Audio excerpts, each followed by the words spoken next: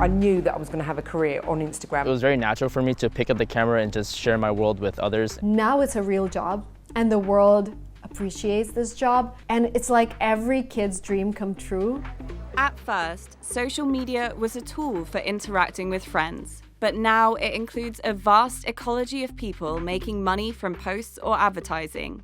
All my friends thought I'd lost my mind. Like at every moment taking pictures of myself. But once the checks started coming in and the brands and L'Oreal were knocking at the door, everyone started understanding it. While definitions vary, the number of global creators active today is staggering. And Goldman Sachs values the online creator economy at some $250 billion. The creator economy 15, 20 years ago was very nascent. It was a very kind of web focus, blogs, creators reaching out to their fans directly. The economy as a whole was very, very small. There are 50 to 100 million creators kind of doing this on a part-time basis or full-time basis.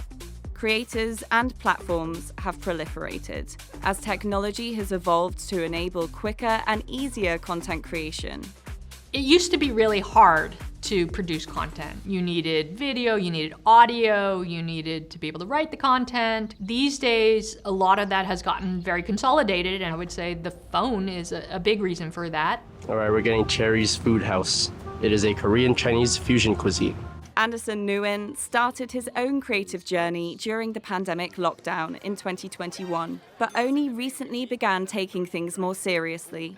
I stopped working my full-time job a month ago and decided to pursue this full-time. I like to go around the city and try weird foods that no one really wants to try and just tell people how the experience is. Hey guys, welcome back to Lingua Marina. Hey guys, welcome to Silicon Valley Girl. I made my first video back in 2014. I was trying to apply to American universities and I decided to document my journey because I felt really lonely in the process. So since 2014, everything has grown by a lot. I have 3 YouTube channels now, Silicon Valley Girl, Lingua Marina, and my vlogging channel. I used to film everything myself. These days, I have videographers who help me from time to time, depending on the type of content that I'm creating. I have several editors to help me with editing. I have someone who helps me post on platforms. I have a manager who's responsible for working with brands. But the creator economy is facing mixed financial signals. After a flat 2022, YouTube ad revenues are up around 5% to the third quarter of 2023. Creators receive just over half of the ad revenue generated on their channels. On the other hand, investment in the creator economy has dropped sharply. Total funding for US startups fell 50% last year compared to 2021. Revenue and funding going into these platforms has decreased quite dramatically. One key problem for the creator economy is that creator traffic and wealth tends to be concentrated among the very few, such as YouTube sensation Mr. Beast, who reportedly earned $82 million from his social media fame last year. Far more common are creators like Anderson. At the moment, it's not enough to make a living, but I've made enough from my previous job to help cushion me for a little bit. Only 4% of creators are defined as professionals earning at least $100,000 a year. It's really hard to become a creator, and I don't think they quite understand as they go into this how hard it's going to be. Oh, the whole thing's very time consuming, generally. What I'm doing today is something that I've done a lot, so I can do it quite quickly. But to come up with new concepts and to be creative, it can be a lot of work. But because only very few creators generate significant traffic, which itself creates income for their platform, VC-funded platforms find it really difficult to scale up effectively. The state of the creator economy is really interesting. So it kind of peaked a couple of years ago during COVID, and I feel we're at the bottom of the hype cycle now.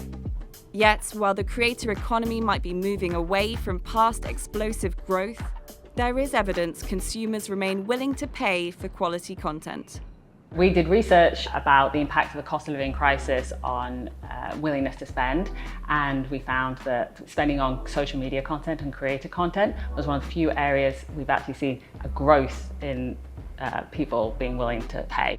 Of people who follow social media personalities, 29% have actually paid, whether by subscriptions or tipping feature, in the last 3 months. It's about not just wanting that early content or wanting that exclusive content, it's also wanting to support that person. And creators themselves might be moving more towards generating their own direct income streams. So the new type of opportunities which we think will emerge are not just the types of platforms which will be coming out, but also investing in the creators themselves. They're going to have their own products, they're going to have their own shops. If you can have that particular engagement with your fans, they're going to want to buy from you in the future. The world of investment is getting more democratized. Now anybody, who has $5 can invest in the public stock market, no fees, they make it super simple. But you haven't seen that yet in the private markets. Creators will be able to bring their audience into that. So maybe they co-invest together with their audience into a company, or maybe their audience invests in the creator's business. So, as the creativity economy evolves, what's going to sell?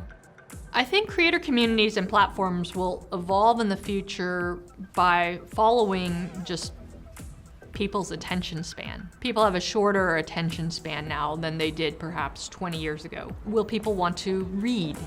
Or maybe they want to read only short form. I would say podcasts, they tend to be an hour, maybe half hour. Well, that's kind of long. Maybe there's a world where there's a platform of just quick sound bites that are 30 seconds or a minute. And then, of course, there's the transformative potential of AI. AI is booming, right? And I think it's going to have a massive impact on the creator economy in a positive way. AI is a game changer. The first time we used it was to create a script. I had to change some things, but it was right there in front of me, in 60 seconds or less. Hey guys, if I create an AI version of myself, if AI creates scripts, then my job is to decide which content goes out there and which topic my AI prototype is talking about. Good creators are becoming producers. The great thing about AI is it saves creators so much time. They can edit their TikToks or YouTube videos in 5 to 10 minutes versus days today. The days of wild growth might be over, or at least on hold. But that's not going to stop the millions of creators out there. Sometimes it's hard to switch off. Like I've just been on holiday and I did 3 brand jobs on holiday. If creating doesn't work out, I always have the option to go back to software engineering. That's what I did before. That door is definitely not closed. At the end of the day, I will still be making videos. And opportunities should remain for those able to create lucrative, quality content.